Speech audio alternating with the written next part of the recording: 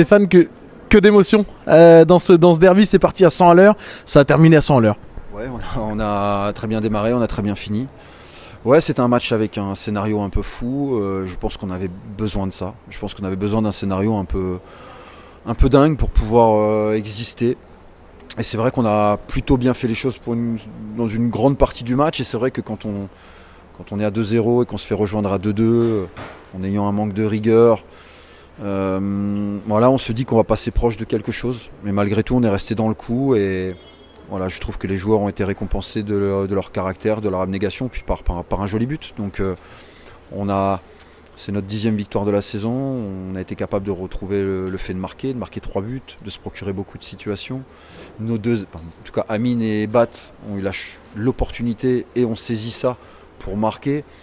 Donc oui, malgré tout, puis c'était un derby. Voilà, c'est une soirée positive. Le premier but arrive très vite, 30 secondes de jeu. C'était déjà le cas contre Laval pour Concarneau. Est-ce que vous aviez identifié ça, les débuts de match de l'USC? Non, on m'avait posé cette question. On m'a posé cette question en amont. Non, plutôt nous. Généralement, on fait ça fait plusieurs fois qu'on fait des bonnes entames. On est capable de marquer très vite dans les 5 premières minutes. Ça nous est arrivé un paquet de fois. Grenoble, Rodez. Et c'est vrai que ces derniers temps, on a le mérite de bien entamer. Après, au bout d'une minute, le match change déjà un petit peu de profil, mais je trouve qu'on l'a bien géré jusqu'au fait de mener 2-0. Puis derrière, c'est vrai que voilà, mais le mérite en revient à l'adversaire aussi, de pouvoir revenir au score.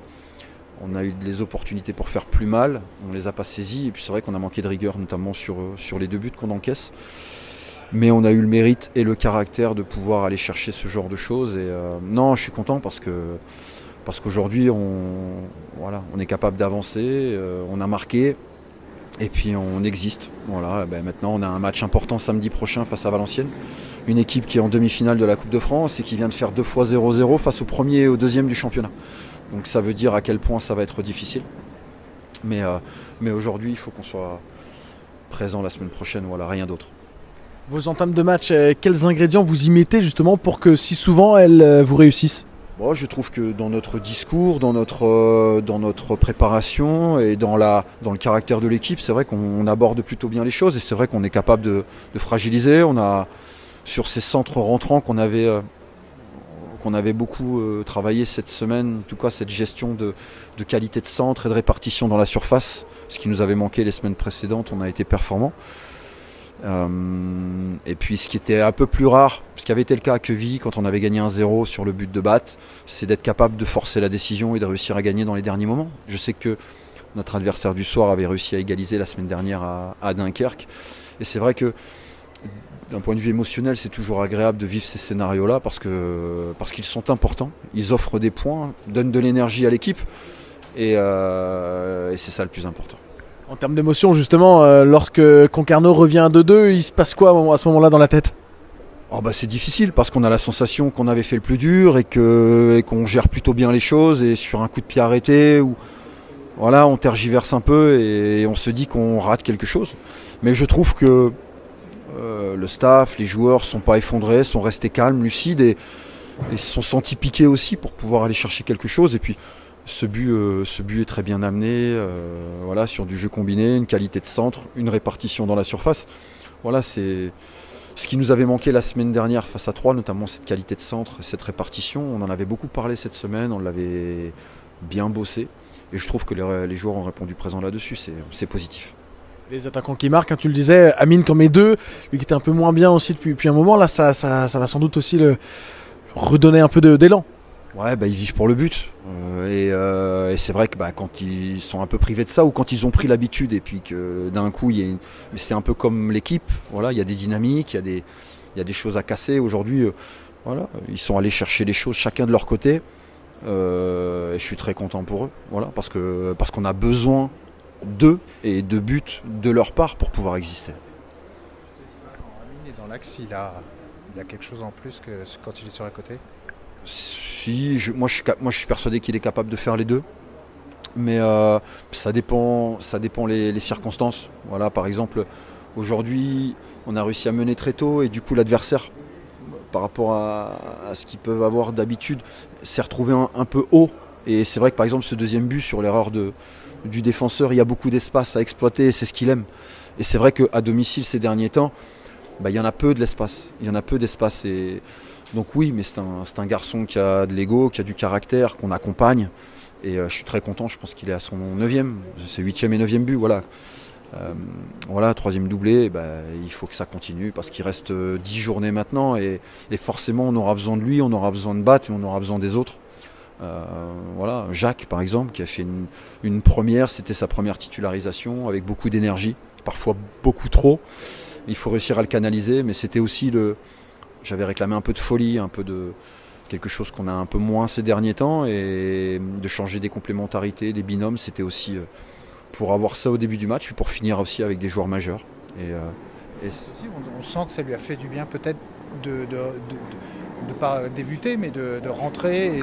Il a eu une bonne demi-heure à pouvoir s'exprimer, il s'est créé des situations, il a coupé un centre qui n'est pas passé loin, je crois qu'il l'a mis au-dessus, je crois, sur un premier centre.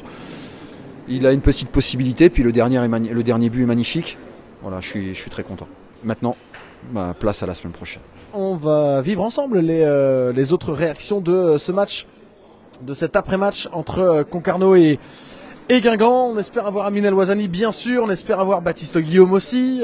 Guillaume qui d'ailleurs était remplaçant ce soir, a marqué après être entré, comme c'était le cas déjà à Quevilly-Rouen, hein, souvenez-vous, à la 89e, il avait marqué là-bas à Robert Diochon, alors qu'il n'avait pas débuté le match, c'était la première fois de la saison.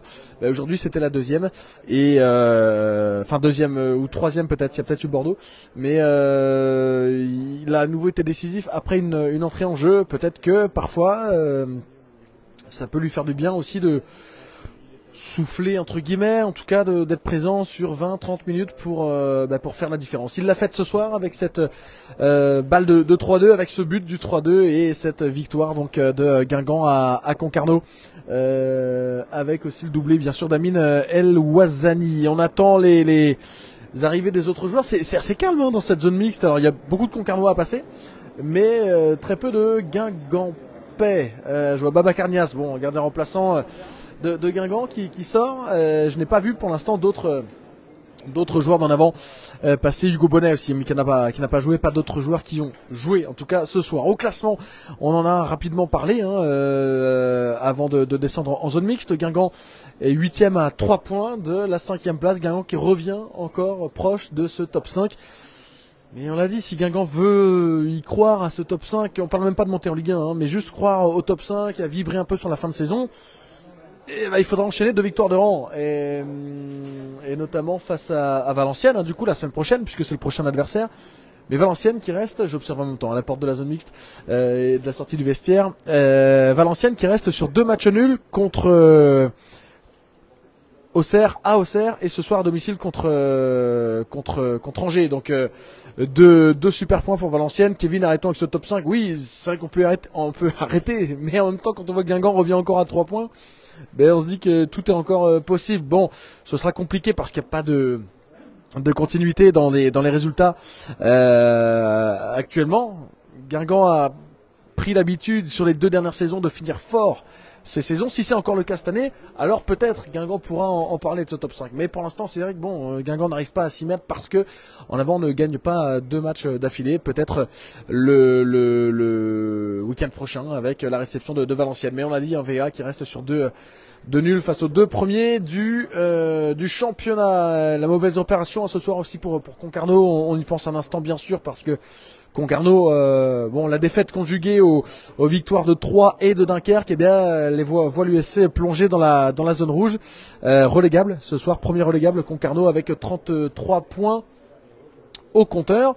33 points, ça reste très serré dans ce bas de tableau avec Bastia, Troyes, avec le Paris FC a gagné, Bordeaux qui a été accroché par QRM, Bordeaux et juste là aussi, donc voilà, ça reste très serré et on espère bien sûr voir nos amis tonniers encore en Ligue 2 l'année prochaine, si on y est encore, ce qui est probable, on aura un nouveau derby contre l'US Concarneau, peut-être cette fois au stade Guy Piriou, dans le stade de Concarneau. Guingamp a-t-il effectif pour aller chercher ce top 5? C'est un peu la question qu'on s'est souvent posée. jusqu'à présent, cet effectif-là n'a pas montré qu'il était capable d'y aller, puisque Guingamp n'a jamais réussi à s'installer durablement dans le top 5. Il l'a été sur la première journée en gagnant à Annecy, mais il est redescendu tout de suite. Guingamp n'a pas réussi à s'installer dans ce top 5 cette saison. Donc ça paraît compliqué d'imaginer ou de dire en tout cas oui, Guingamp a l'effectif pour.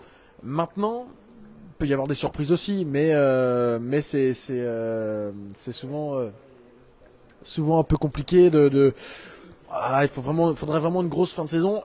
Et en même temps que les autres lâchent un peu aussi. Hein. Les Caen, bon, qui a perdu ce soir, mais Caen, Rodez qui est là, Ajaccio, mais qui a été battu aussi ce soir. C'est vrai que ce soir, les résultats sont favorables à Guingamp, hormis la victoire de Saint-Etienne contre Auxerre, mais Saint-Etienne qui est quand même maintenant un petit cran au-dessus. Je regarde toujours cette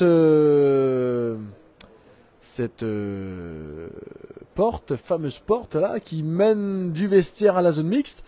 Et pour l'instant, bon, pas de mouvement du côté de Guingamp. Qu'est-ce que tu penses de la non-convocation de Ryu? Ouais, j'étais un peu surpris. Parce que jusqu'à présent, quand il y avait un joueur manquant, il était quand même là, Mathis Rioux dans le groupe. C'est un peu étonnant. Alors c'était Sohaib Nahir qui était sur le banc, un peu étonnant. Après, on sait que voilà, Mathis Rioux, il était depuis quelque temps là pour vraiment les matchs quand il y avait des absences. C'était le cas ce soir, et sans doute que ses prestations n'ont pas convaincu totalement Stéphane Dumont non plus.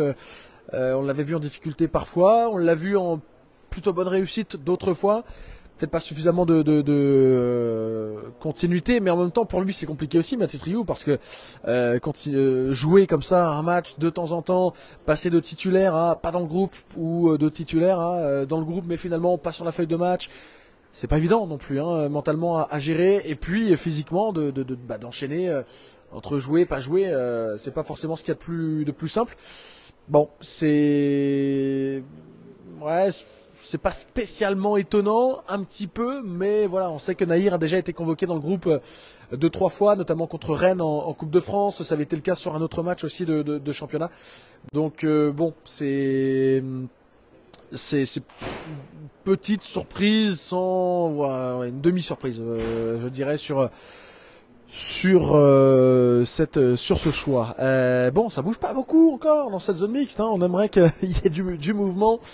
Un petit peu autour de nous pour venir à nos micros, notamment les attaquants d'en avant qui ont marqué ce soir 3 buts. C'était pas arrivé depuis le 3-3 contre Rodez.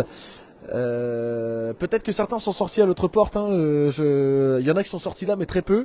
Et le problème, c'est qu'on ne les voit pas du tout. On s'inquiète tous un petit peu de ça. Vous avez accès, les gars, quoi, avec votre accred Non, avec Christophe là, non, il n'y a pas. Ah ouais, bon, on a vu deux remplaçants, mais on n'a pas vu de joueurs autrement passer. Bon, on espère avoir du monde quand même ce soir à notre micro. Après une victoire comme ça, si on a personne, on sera forcément déçu. Ça y est, ça commence à bouger, je crois. Maxime Sivis, on va demander à Maxime Sivis s'il veut bien s'arrêter un petit instant à notre micro. Maxime, on peut prendre un petit mot? Hop. Ouais. On attend que notre collègue soit prêt également. Ça y est, tout le monde est là. Maxime, bon, victoire et match à émotion comme on les aime ce soir. Ouais, victoire, ça fait du bien. Après, voilà, je pense que ça reste quand même pas normal à l'extérieur de mener 2-0. Il y a Enzo qui nous sort un penalty. Quand on mène 2-0 à la 57e, si je ne me trompe pas, on doit être capable de tenir le score, sachant que voilà. On se bat depuis le début de saison. Souvent, on dit qu'on n'est pas récompensé, que ça se joue à rien, que machin. Mais là, on a cette chance de mener au score à la mi-temps avec un penalty sorti, comme je l'ai dit, par Enzo, de marquer en début de deuxième mi-temps. On se doit de garder le score. Après, oui, c'est sûr, on a cet état d'esprit de quand même gagner le match. Donc, on est quand même fiers de ça parce qu'on a montré qu'on avait quand même beaucoup de mental pour faire ce qu'on a fait ce soir. Mais si on veut avancer, si on veut continuer à exister jusqu'à la fin du championnat, on se doit de sécuriser nos matchs quand on mène 2-0, surtout à l'extérieur.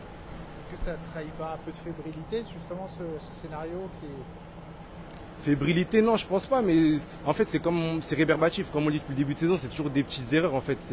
C'est toujours nous-mêmes qui se mettons, entre guillemets, dans la mouise. Donc voilà, il faut vraiment gommer ça rapidement parce qu'il reste 10 matchs. On connaît nos objectifs, on veut faire partie des 5 premiers en fin de saison. Donc voilà, il faut vraiment se remettre au boulot dès lundi et gommer toutes ces petites erreurs qui peuvent nous tuer notre fin de saison. Pourquoi vous perdez le fil justement à 2-0 là après l'heure de jeu? Peut-être qu'on en met un peu moins, peut-être voilà l'image du deuxième but. Moi je pense que je défends un peu mal. Après on peut la péter, on la pète pas. Enfin c'est voilà plein de circonstances qui font que. Mais je pense pas se voir trop beau parce qu'on n'est pas une équipe comme ça. Mais peut-être lever le pied et en mettre un peu moins dans l'engagement, ce qu'on faisait pas depuis le début du match. Mais voilà c'est pas des choses difficiles à gommer, j'ai envie de dire, mais il faut les gommer rapidement.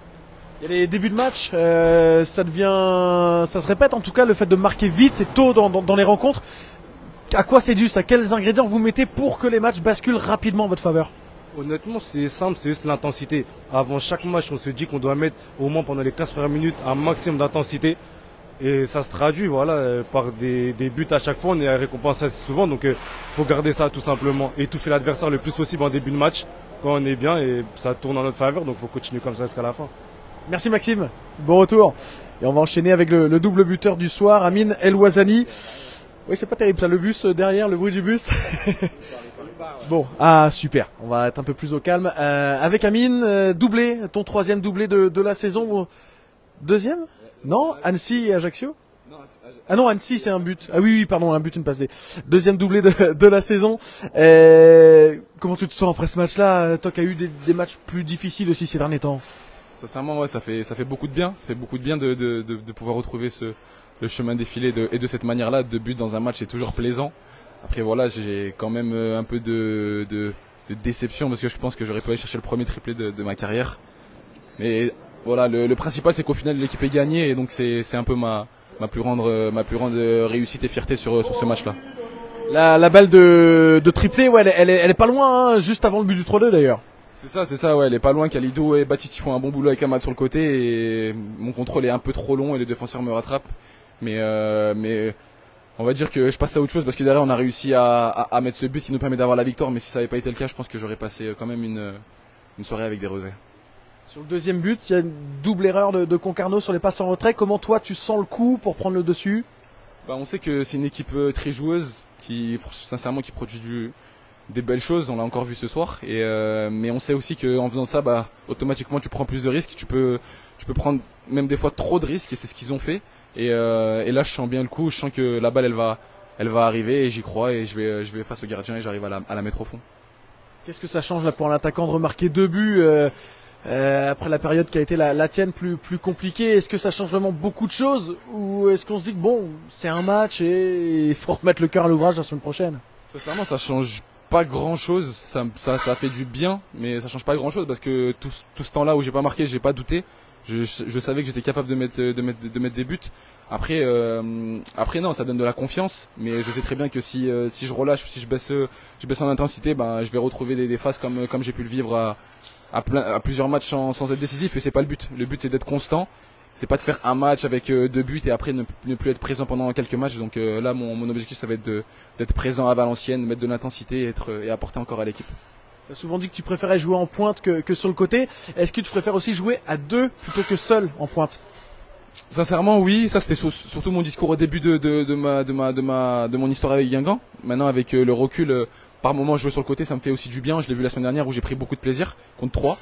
Et ouais, devant, ouais, là où je suis le plus à l'aise, c'est avec, je sais jouer avec des joueurs en point d'appui comme Jacques et Baptiste. Voilà, ils attirent beaucoup de monde autour d'eux, ils fatiguent beaucoup les défenseurs. Et moi derrière, ça me permet d'attaquer des espaces libres dans leur dos. Donc non, c'est très positif et j'aime beaucoup cette façon de jouer en tout cas. Merci Amine et bravo encore pour ce doublé. Bonne soirée à toi également. Hop, on retourne la caméra. Je pense que ce sera la dernière réaction puisque le bus de Guingamp a lui aussi, vous le voyez là, a lui aussi démarré le moteur là, prêt à partir. Celui de Concarneau vient de partir. J'espère que vous avez quand même bien entendu la réaction de Maxime Civis. C'est pas simple dans cette zone mixte avec le bruit qu'il peut y avoir autour, mais voilà, on a eu les réactions de Maxime Civis et d'Amine El Ouazzani. On va vous poster aussi celle de Stéphane Dumont dans un instant et puis comme ça vous aurez l'intégralité des réactions qu'on a pu avoir ce soir après cette victoire au stade Francis Leblay dans le derby 3-2 face à Concarneau, doublé d'El Ouazzani et un but de Guillaume. On se quitte là, on va vous poster donc dans quelques instants la réaction de Stéphane Dumont.